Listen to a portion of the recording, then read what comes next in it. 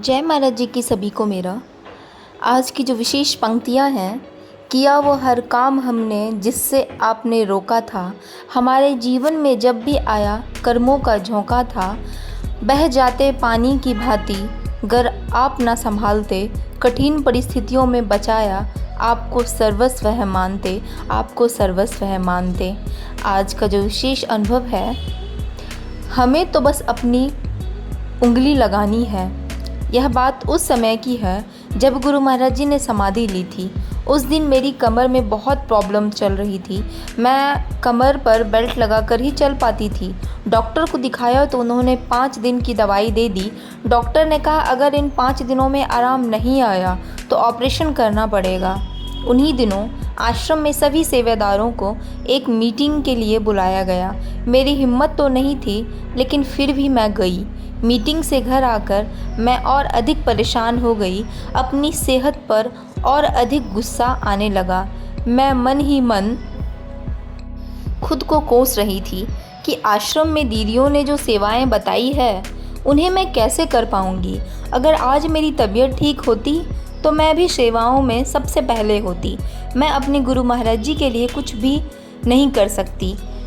बस इसी चिंता को मन में लिए मैं अपने बेड पर ही साधना में बैठ गई। कुछ ही समय के बाद मुझे ऐसा लगा जैसे मैं द्वापर युग में पहुंच गई हूँ। जिस तरह द्वापर युग में जगत गुरु ने वृंदावन वासियों की रक्षा के लिए गोवर्धन पर्वत को उठाया था, आज एक बार फिर से गोवर्धन पर्वत उठाया जा चुका है। स्वयं गुरु महाराज जी ने एक विशालकाय पर्वत को उठाया हुआ है और हम सभी साधकों ने उसके नीचे अपनी अपनी उंगली लगाई हुई है। जो भूमिका द्वापर में कृष्ण के सखाओं ने निभाई, आज वही किरदार गुरु महाराज जी के साधक निभा रहे हैं। इस दृश्य को देखते ही मेरी सारी चिंता मानो छू मंतर हो गई। इसके बाद मैंने एक और दृश्य देखा। गुरु महाराज जी समाधि से वापस लौट आए हैं। उनके दर्शन पाने के लिए सारी संगत नूर महल की ओर जा रही है। कोई गाड़ी में बैठा था, कोई बाइक से जा रहा था, कोई स्कूटर पर सवार था। एक मैं ही थी जो अकेली भागती हुई जा रही थी। इतना ही देखा और मेरा ध्यान टूट गया। साधना से उठते ही मैंने गुरु महाराज जी के स्वरूप के सामने हाथ जोड़ लिए। महाराज जी, मेरी ही सोच गलत थी।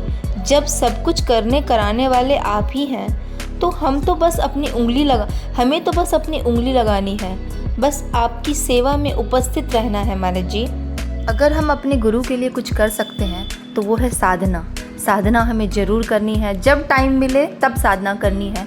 और ओम श्री आशुतोषाय नमः का जाप, यह महामंत्र का जाप भी हमें ज़रूर करना है। हमें साधना में भी और पूजा करते समय भी हमें ज़रूर करना है इस महामंत्र का जाप। और अभी सबसे ज़्यादा हमें साधना ही करनी है। और जो भी अनुभव आता है डेली उसे ज़रूर पढ़ना है, क्योंकि हर एक अनुभव हमें कुछ न कुछ सीख देती है, कुछ न कुछ सिखाती है। इसीलिए डेली आने वाले अनुभवों को ज़रूर पढ़ें और आगे भी फॉरवर्ड करें। यह महाराज जी की सेवा है। जय महाराज जी की सभी को।